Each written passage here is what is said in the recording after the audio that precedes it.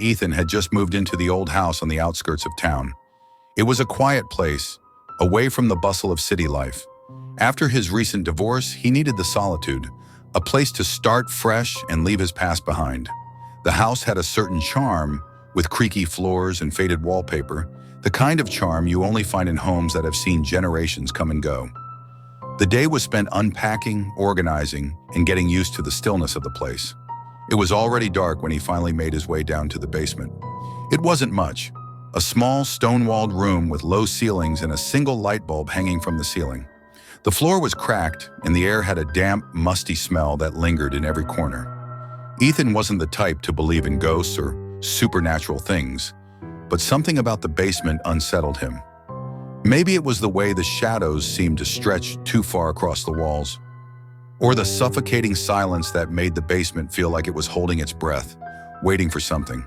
The house had been empty for years before he moved in. The previous owners had left abruptly, and no one knew why. When Ethan asked the realtor, she only shrugged and said they had decided to move out of state. But there were rumors in the town, whispers about the house being cursed.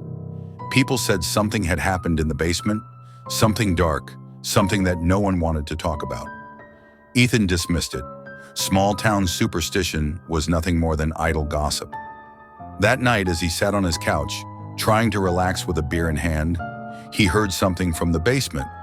It was a soft thud, followed by a dragging sound. He froze. At first, he thought it was the house settling, but then it happened again.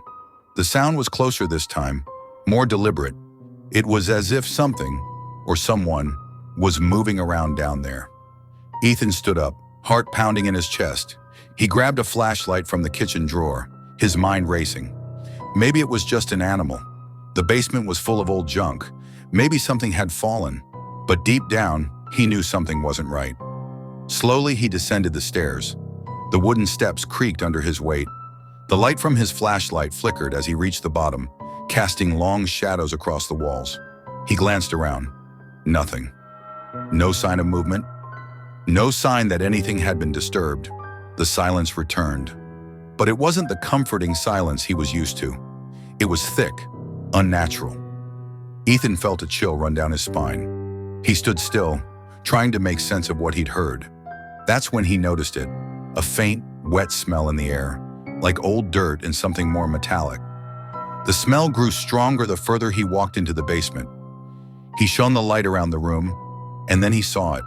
A small door at the far end of the room, barely visible behind a pile of boxes. It wasn't there when he first moved in.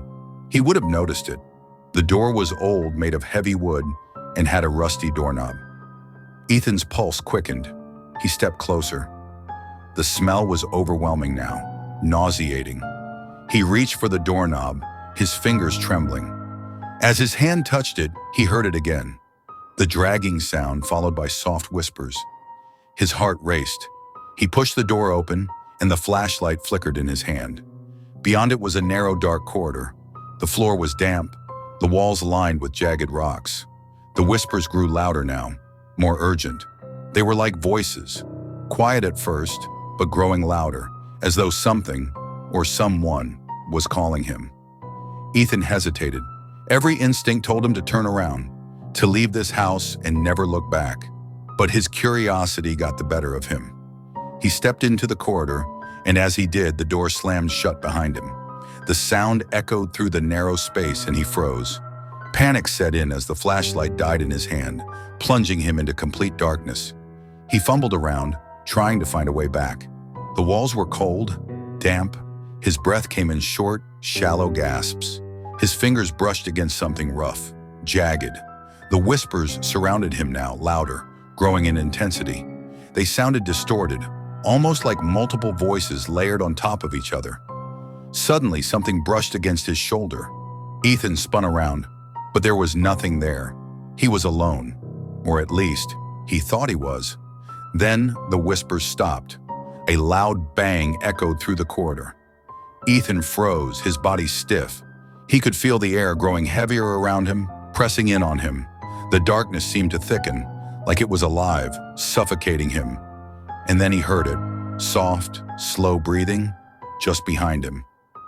Ethan's heart skipped a beat. Slowly he turned. A figure stood in the darkness, barely visible, but unmistakable. Its face was pale, almost as if it had been washed in moonlight. Its eyes were wide and unblinking, staring straight at him with an emptiness that sent a shiver down his spine. The mouth was slightly open, but there was no sound, no words. It didn't need to speak. Ethan could feel it, a cold presence closing in on him. In that moment, he knew. It wasn't just the house that was wrong, it was the basement. It was this place, this dark, suffocating, cursed place.